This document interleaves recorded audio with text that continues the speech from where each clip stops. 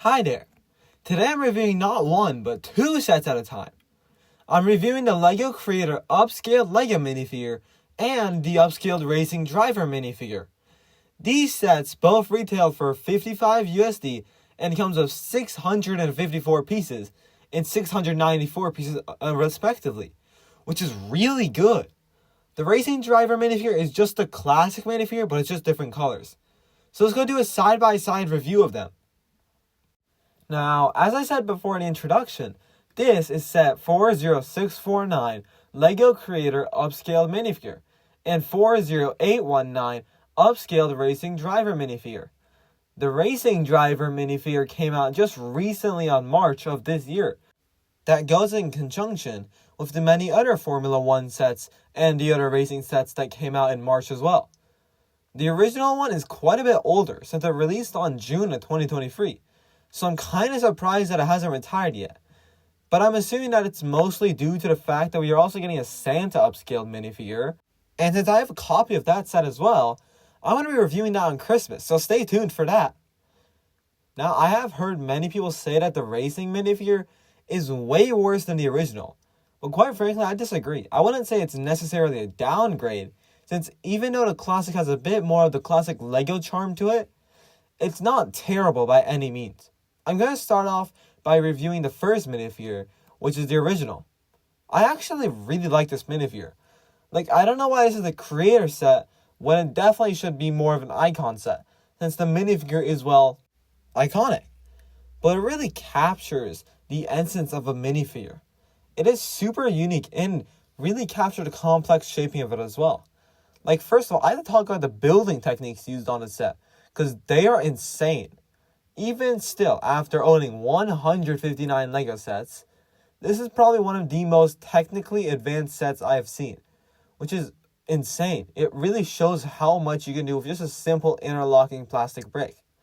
It's genuinely impressive, and while I feel like the designers definitely could have used at least simpler building techniques, this was actually very smart of them. They realized that this would be one of those sets that quite a large amount of the market would just be adults who aren't A-fulls, but really like the set. So they decided to make a lot of good techniques just to impress them and make sure that they turn to LEGO fans. Honestly, no matter how much experience you have with LEGO, you're guaranteed to learn at least one new building technique used. They use an especially complex technique to make the torso angled. I mean, they could have just decided to use slopes, but nope. They decided to go against that route and made an entire function inside just to give it a 45-degree angle, which is kind of just insane. LEGO really stepped up their building technique game quite a bit, and it definitely shows. Other than the building techniques, I really like how everything is connected up. Just like an actual minifigure, you can pick it up, move it around without it falling apart, but also like a minifigure, you can remove its legs, arms, and head and put it on other minifigures, such as the racing one, or even the Santa one, or even some of the Harry Potter ones, I'm assuming. While this isn't fully shown on the boxes, it is definitely something you can do, since all the minifigures are made to easily disconnect from the parts, and are made on the same scale. One thing I will say is that they really perfectly did the dimensions of the minifigures. It's honestly really impressive, since I was reading a LEGO book the other day. Yes, I read about Legos. And the dimension of a minifigure is exactly really complex. So the fact that they managed to accurately recreate it is especially impressive. This set also comes with a minifigure version of this to display alongside it. Or you can open up the hat and put him inside so he's controlling it. It's honestly a really cool idea to do.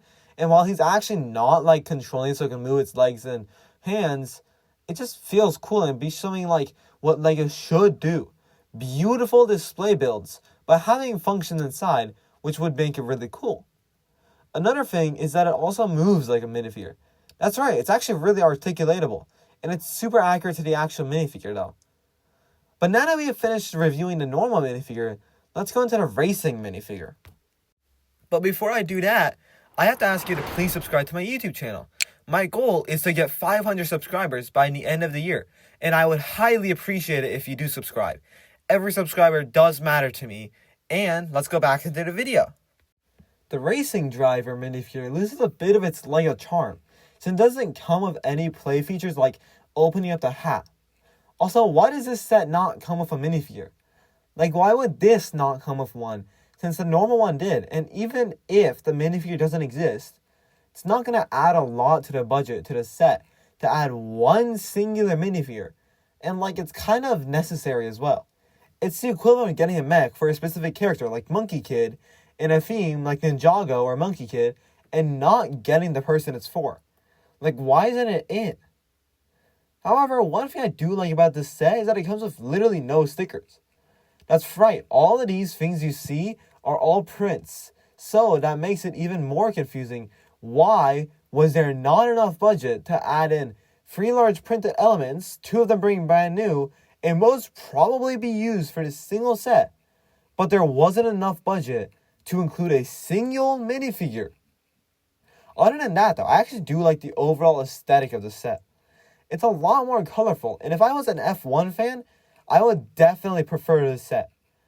But now we have finished reviewing both of the sets, so let's look at the pricing.